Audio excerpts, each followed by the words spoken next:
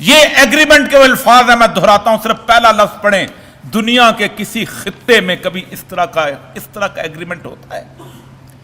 ہر کوئی کہتا ہے کہ پہلی شک یہ ہے کہ یہ علاقے میرے ہو جائیں گے، یہ علاقے تمہارے ہو جائیں گے۔ دوسری شک ہوتی ہے میرے قیدی تم چھوڑ دو گے، تمہارے قیدی تم چھوڑ دو گے۔ تیسری شک ہوتی ہے میرا اس علاقے کے پانی کے اوپر اتنا حق ہے، تمہارا اس علاقے کے اوپر پانی کے اوپر اتنا حق ہے۔ چوتھی شک ہوتی ہے میرا تاوان اتنا ہے تم مجھے دو گے، تمہارا تاوان اتنا ہے تم مجھے دو گے۔ یہ ایگریمنٹ ہے جو 7 اور 8 جولائی کو ان کے درمیان روڈ میپ کے طور پہ ہوا ہے، جس کا فائنل ایگریمنٹ ہونے والا ہے۔ اس کی پہلی شک آپ لوگوں کے لیے یہ پڑھ کے سناتا ہوں، آپ حیران ہو جائیں گے، حیران ہو جائیں گے۔ The participants of the Doha conference agrees. پارٹیسن کون ہے؟ عالمی طاقت۔ میرا اللہ کی عالمی طاقت نہیں، امریکہ کی عالمی طاقت۔ 48 ملک اس کے ساتھ، the NATO forces۔ انسانی تاریخ میں اس سے بڑی جنگ آج تک نہیں ہوئی۔ جو لوگ کہتے ہیں جھوٹ بولتے ہیں۔ پہلی جنگ عظیم میں آدھی دنیا ایک طرف تھی، آدھی دنیا دوسری طرف تھی۔ دوسری جنگ عظیم میں آدھی دنیا ایک طرف تھی، آدھی دنیا دوسری طرف تھی۔ تیسری ویتنام وار کے اندر چین روس ایک طرف تھا، امریکہ دوسری طرف تھا۔ کوئی جنگ ایسی نہیں ہوئی جہاں دنیا 2 حصوں میں تقسیم نہ ہو چکی ہو۔ روس اور افغانستان کی جنگ میں دنیا 2 حصوں میں تقسیم تھی۔ واحد جنگ ہے، پوری دنیا ایک طرف تھی اور میرے اللہ کے فرزانے ایک طرف تھے۔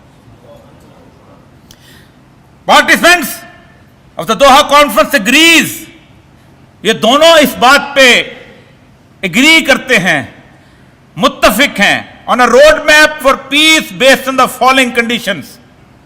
ایک راستہ متعین کرتے ہیں جس پہ ہم چلیں گے۔ اس راستے کا پہلا لفظ سنیں، اگلے میں نہیں پڑھوں گا، اگلے بہت چھوٹی چھوٹی باتیں ہیں۔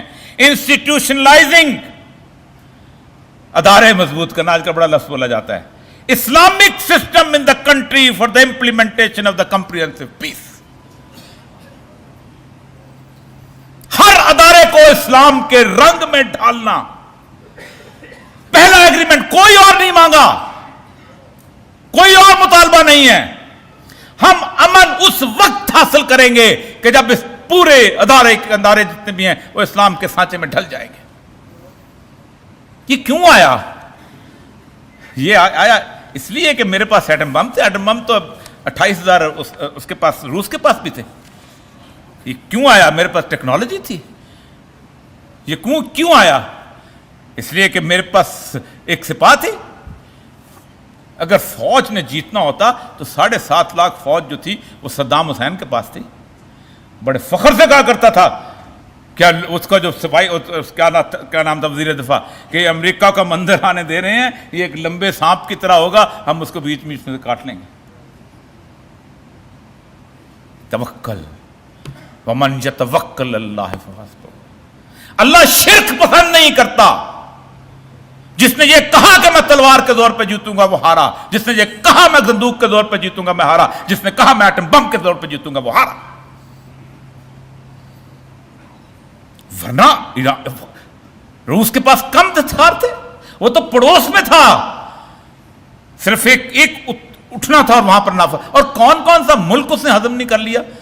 دنیا چپ رہی، تاجکستان ہضم کیا، ازبکستان ہضم کیا، کرغزستان ہضم کیا، قزاقستان ہضم کیا، آذربائیجان، سب، لیکن کسی طور پر اس کو گنجائش نہ مل سکی۔ یہاں صرف یہ ناراضگی، آپ کو ایک راستہ ملا ہے، کیونکہ وقت بہت کم ہے، آپ کو یہ راستہ ملا ہے، اور اگر اس قوم نے اس راستے کو اختیار نہ کیا تو مجھے ڈر ہے، میں کوئی ولی نہیں ہوں، میں کوئی پیغمبر نہیں ہوں، اللہ تعالیٰ مجھے ہر دعوے سے بچائے، لیکن رسول اللہ صلی اللہ علیہ وسلم کی احادیث اور قرآن پاک جو ہے، اس اپرچونٹی کو اگر آپ نے نہ حاصل کیا تو بہت بری حالتوں کی کچھ بشارت دیتی ہے جس سے ہم برداشت نہیں کر سکیں گے۔